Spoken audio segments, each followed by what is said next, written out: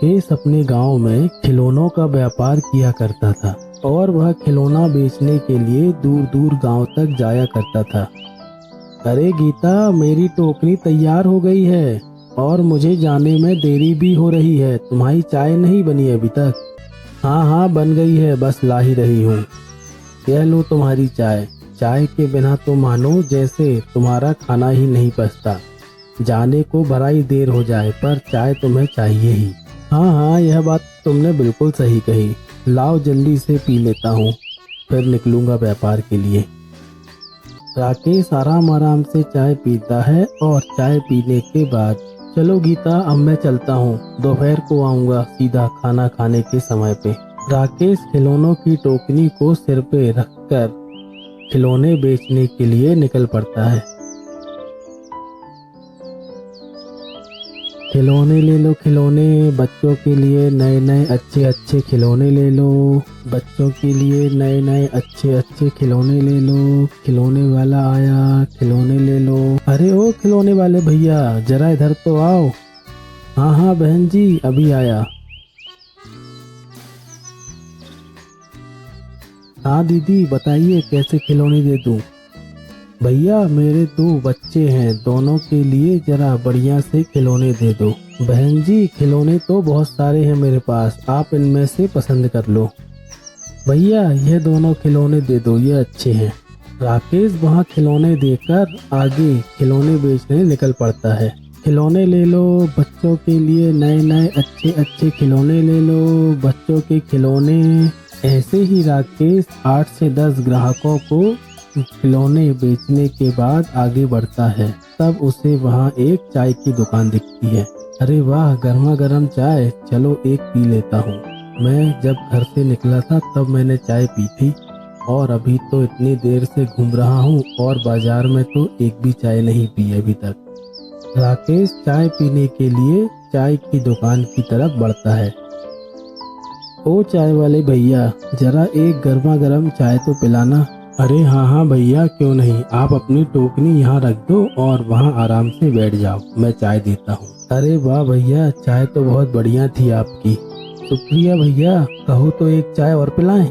नहीं नहीं भैया, मैं अब घर जाकर भोजन करूँगा, सूरज भी अब सर पर चढ़ गया है और मैं अगर एक चाय और पी लूँगा तो कहो मुझसे घर जाके खाना ही ना खावे।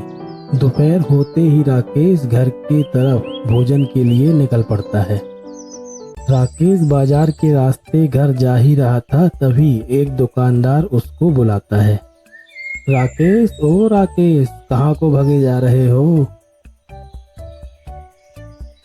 अरे भैया, भागेंगे कहाँ पर, बस दोपहर हो रही थी तो खाना खाने के लिए ही घर जा रहा था।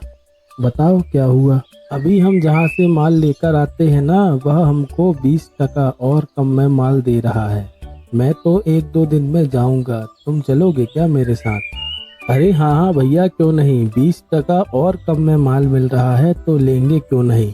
ठीक है, मैं भी 1-2 दिन में चलता हूँ तुम्हारे साथ। अरे भैया, अब इतनी बढ़िया खबर सुनाई है तो बढ़िया से 2 चाय और मंगा लो, दोनों भाई चाय पियेंगे, उसके बाद मैं घर चला जाऊंगा। हाँ हाँ क्यों नहीं, तुम अपनी टोकरी यहीं रख दो, बढ़िया चाय मंगाते हैं तुम्हारे लिए, आओ बैठो। चाय की चुस्की मारने के बाद राकेश अपने घर के लिए निकल पड़ता है। गीता, ओ गीता, देखो मैं आ गया। हाँ हाँ आ रही हूँ जी। हाँ जी आ गए आप, मैं कब से आपकी ही रास्ता देख रही थी।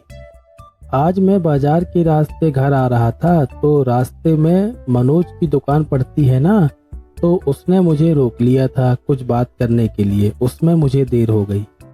अच्छा, कोई खास बात करने रोका था या ऐसे ही? हाँ हाँ, काम की बात के लिए ही रोका था। हम लोग जहाँ से माल लेके आते हैं ना, वह हमको 20% और कम में माल दे रहा है, इसलिए हम दोनों 2-4 दिन में माल लेने के लिए जाएंगे। अच्छा, तो देख लेना आप, 2-4 दिन में, अभी बरसात का मौसम चालू होने वाला है, ज़्यादा माल लेकर मत आना, नहीं तो गले की फांसी बन जाए। हाँ हाँ, यह बात तो मुझे भी पता है, मैं इतने सालों से खिलौनों का व्यापार कर रहा हूँ, मुझे तो पता ही है ना कि कितना माल बिक जाता है, मैं उतना ही माल लाऊंगा। अब मुझे भूख लगी है, खाना दो। आप अभी ही इतनी चाय पीते हो और अब तो और बरसात का मौसम आने वाला है। ऐसा ना हो कि आप और ज़्यादा चाय पीने लगो। जरा ध्यान देना अपने ऊपर। सबका तो नहीं पता, पर अब मेरा खाना बस हो ही गया है। मेरे लिए एक गर्मा गर्म चाय बना दो, उसके बाद मैं आराम करूंगा और अब सीधा शाम को ही निकलूंगा व्यापार के लिए। चाय पीने के बाद राकेश आराम करने के लिए लेट जाता है और शाम होते ही फिर से राकेश व्यापार के लिए निकल पड़ता है। 2-4 दिन बाद राकेश के घर में एक सप्लाई वाला ट्रक आता है, जो उसे उसका सारा खिलौनों का सामान देकर चला जाता है। भाई दैया, इतना सारा माल क्यों मंगा लिया आपने? कुछ ज़्यादा ही नहीं मंगा लिया? तुम उसकी चिंता मत करो, यह सब माल तो मैं बहुत आराम से बेच लूँगा। नए माल के साथ राकेश 2-3 दिन ही व्यापार कर पाया था और आसमान में बादल छाने लगे। अरे यह क्या, आसमान में तो बहुत घने काले बादल छा रहे हैं। गीता सही कह रही थी कि 2-4 दिन में बारिश होगी। मैं जल्दी से घर निकल जाता हूँ, कहीं पानी न गिरने लगे। राकेश घर पहुँचा ही था कि तेज बारिश शुरू हो गई। देखा जी, मैंने आपसे कहा था ना कि बारिश बस शुरू ही होने वाली है, और देखो शुरू हो गई। हाँ हाँ पता है, यह टोकनी उठाओ और इसे अंदर कर लो। राकेश घर पे बैठे बैठे बारिश का रुकने का इंतजार कर रहा था, पर शाम हो गई लेकिन बारिश नहीं रुकी। अरे गीता, बाहर देखो कितनी अच्छी बारिश हो रही है। तुम कर क्या रही हो अंदर? हाँ हाँ सही कहा जी, बारिश तो अच्छी हो रही है, पर इसके कारण आप आज व्यापार में नहीं जा पाए। ठीक है, आज नहीं जा पाया तो क्या हुआ, कल चला जाऊंगा। तुम जरा एक चाय बना लाओ। आज सुबह से शाम तक में आप 5-6 चाय पी चुके हैं, अब एक चाय और। कर क्या रहे हैं आप? इतना अच्छा बारिश हो रही है और तुम हो कि मेरी चाय गिन रही हो। इस मौसम में चाय पीने का मजा अलग है। जाओ एक चाय बना लाओ। दिन ढल गया पर बारिश नहीं रुकी, रात भर पानी गिरता रहा। अगले दिन भी हल्की फुल्की बारिश हो ही रही थी, पर राकेश खिलौने बेचने के लिए निकल पड़ा।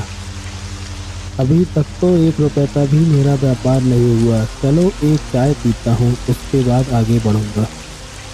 राकेश चाय पीने के बाद थोड़ी देर वहीं दुकान में बैठा रहता है और थोड़ी देर बाद वह व्यापार के लिए निकलता है। राकेश ऐसे ही गली गली घूमता है, पर उसका व्यापार कहीं भी बिल्कुल नहीं होता और बीच बीच में उसे जहाँ भी चाय की दुकान दिखती वह चाय पीने के लिए वहीं रुक जाता। आज मेरा व्यापार तो 1 रुपए का भी नहीं हुआ और चाय में 30-40 रुपए अलग मेरे खर्च हो गए, और आज मैं बहुत ज़्यादा थका हुआ भी महसूस कर रहा हूँ। और शाम होने को आई है और मुझे अभी भी भूख नहीं लग रही है। शाम होते होते सोहन अपने घर पहुँच जाता है। क्या हुआ जी, जितना माल आप लेकर गए थे वह तो सारा माल आप वापस लेकर आ गए। व्यापार 1 रुपए का भी नहीं हुआ क्या? हाँ, बारिश के कारण बिल्कुल भी व्यापार नहीं हुआ। अच्छा, और आप जो इतना सारा माल लेकर रख लिए हो, उससे तो हमें बहुत नुकसान हो जाएगा। इसका क्या करोगे फिर आप? नहीं नहीं, नुकसान तो मैं नहीं होने दूंगा। मुझसे गलती कहाँ हो रही है यह मैं जानता हूँ, और मैं अपनी गलती जल्द ही सुधार लूँगा।